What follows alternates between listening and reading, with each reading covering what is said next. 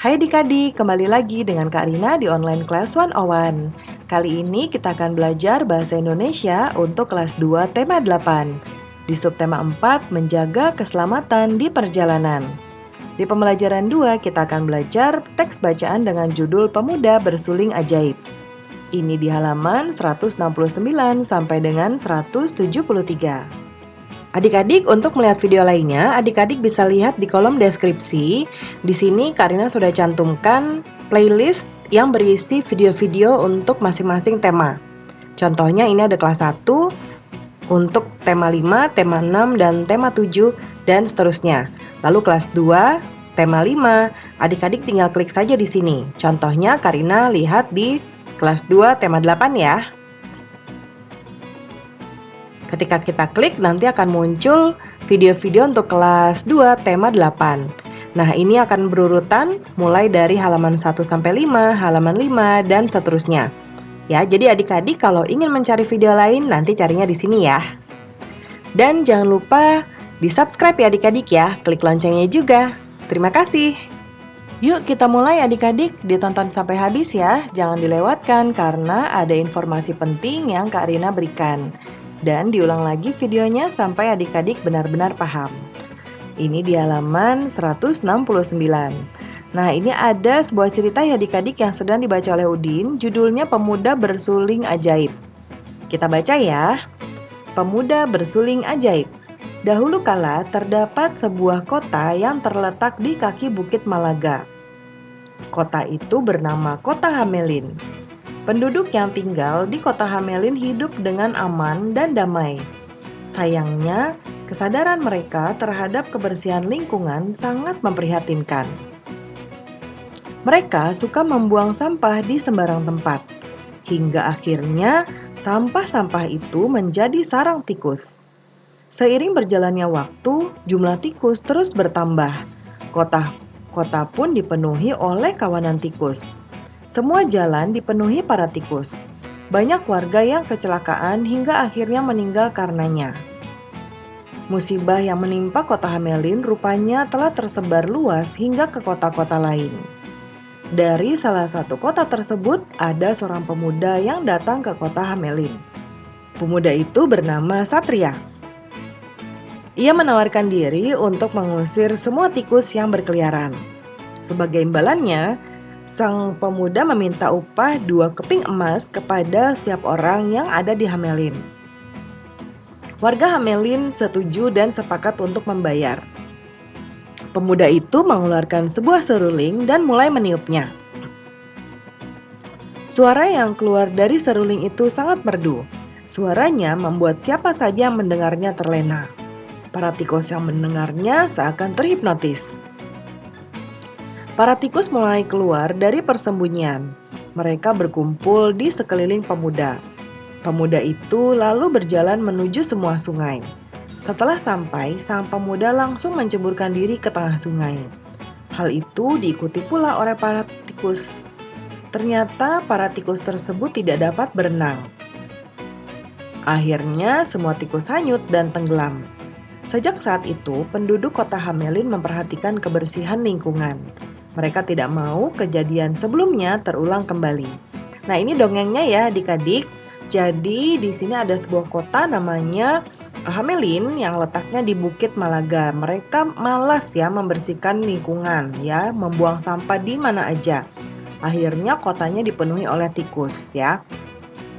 Nah, isi teks bacaan di atas adalah tentang kisah pemuda bersuling ajaib. Ya. Nah, kemudian di sini apa kesimpulanmu terhadap isi teks cerita yang kamu baca? Ya. Nah, kebersihan sangat penting untuk dijaga, baik untuk diri sendiri maupun orang lain ya adik-adik ya. Karena ketika kita menjaga kebersihan, maka lingkungan akan bersih. Nah, seperti contoh di sini, karena kita malas menjaga kebersihan, akhirnya ada warga yang kecelakaan ya.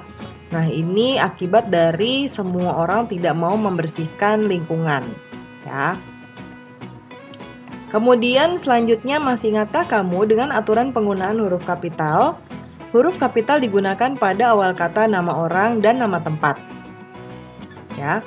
Nah, Selain itu, penggunaan huruf kapital juga ditulis pada setiap awal kalimat. Nah, adik-adik, selain untuk nama orang dan nama tempat, ini akan Karina jelaskan penggunaan huruf kapital ya.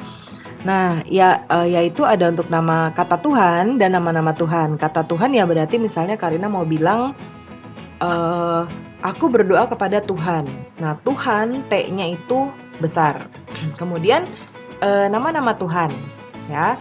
Kemudian berikutnya pada setiap awal kalimat, nama tempat, nama orang, dan huruf pertama petikan langsung. Yang ini ada di pembelajaran sebelumnya ya, di pembelajaran 1 tema 6. Nah, kemudian selain itu, nah ini juga ya, di awal kalimat, kata nama orang, nama tempat sudah ada di Karina. Sekarang coba kerjakan latihan dengan mengikuti petunjuk tersebut. Sekarang coba kerjakan latihan dengan mengikuti petunjuk berikut. Bacalah kembali teks cerita Pemuda Bersuling Ajaib.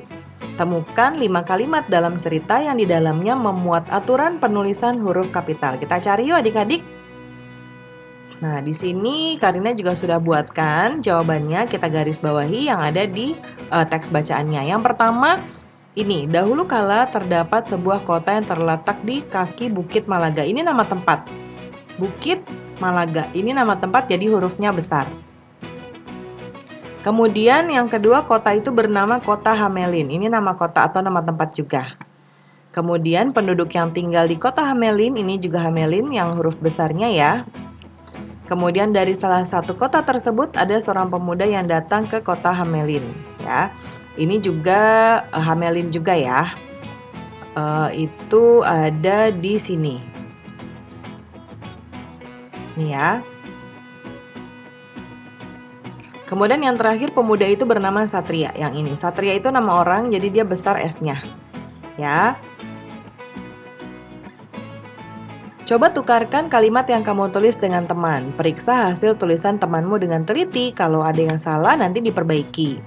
Nah, kalau yang kamu buat sudah benar belum adik-adik? Kalau belum, coba perbaiki ya. Ini contoh dari Kak Rina. Kemudian berikutnya di sini perhatikan kembali cuplikan teks berikut. Penduduk yang tinggal di Kota Hamelin hidup dengan aman dan damai. Sayangnya, kesadaran mereka terhadap kebersihan lingkungan sangat memprihatinkan. Mereka suka membuang sampah di sembarang tempat. Hingga akhirnya sampah-sampah itu menjadi sarang tikus. Ya, nah, apa tanggapanmu terhadap isi teks di atas? Nah, di sini memiliki pesan yang baik ya adik-adik untuk semua orang supaya kita selalu menjaga lingkungan, kebersihan lingkungan. Ya, karena di sini dikasih tahu kalau kita tidak memelihara kebersihan, maka sampahnya dibuang sembarangan, sampah itu akan menjadi sarang tikus. Ya. Nah, itu tidak baik. Tikus itu tidak baik ya. Kalau misalnya berkeliaran di rumah kita, itu akan membawa banyak penyakit. Lalu apa yang harus kita lakukan agar lingkungan di sekitar kita tetap bersih? Memperhatikan lingkungan sekitar dan menjaganya agar tetap bersih. Contohnya, yaitu tidak membuang sampah sembarangan adalah salah satu cara menjaga kebersihan lingkungan. Ya, atau misalnya ketika adik-adik lagi berjalan menuju sekolah, tiba-tiba di pinggir jalan kok ada sampah. Misalnya bekas ciki atau bekas minuman, botol dan lain sebagainya. Itu bisa adik-adik pungut atau adik-adik ambil lalu dibuang di tempat sampah terdekat ya. Nah, kemudian berikutnya kita amati gambarnya ya adik-adik yang merupakan kegiatan menjaga kebersihan lingkungan yang mana nanti kita kasih tanda centang seperti ini. Ya, ini Karina sudah buatkan gambarnya. Gambar pertama di sini Udin sama Beni lagi main ayunan. Tentunya ini bukan ya. Kalau yang kedua ini ada Udin dan warga sekitar sedang membersihkan sungai atau taman ya seperti itu dan pepohonan. Nah ini termasuk dalam kegiatan menjaga kebersihan lingkungan sekitar. Jadi Karina akan centang ya. Kemudian ini ada Udin memungut sampah dan membuangnya ke tempat sampah. Tentunya ini adalah menjaga kebersihan lingkungan sekitar. Kalau yang ini bukan ya, karena ada sampah sembarangan jadinya Udin terpeleset. Nah, Coba ceritakan salah satu gambar yang kamu buat, yang kamu amati dengan bahasa santun. Nanti diceritakan kegiatan dalam kehidupan sehari-hari ya adik-adik ya. Nanti boleh menggunakan pembelajaran kita sudah selesai ya adik-adik. Terima kasih sudah menonton sampai akhir. Mohon dimaafkan apabila ada kesalahan dalam perkataan maupun dalam materi yang diberikan. Sampai jumpa di video berikutnya. Dadah!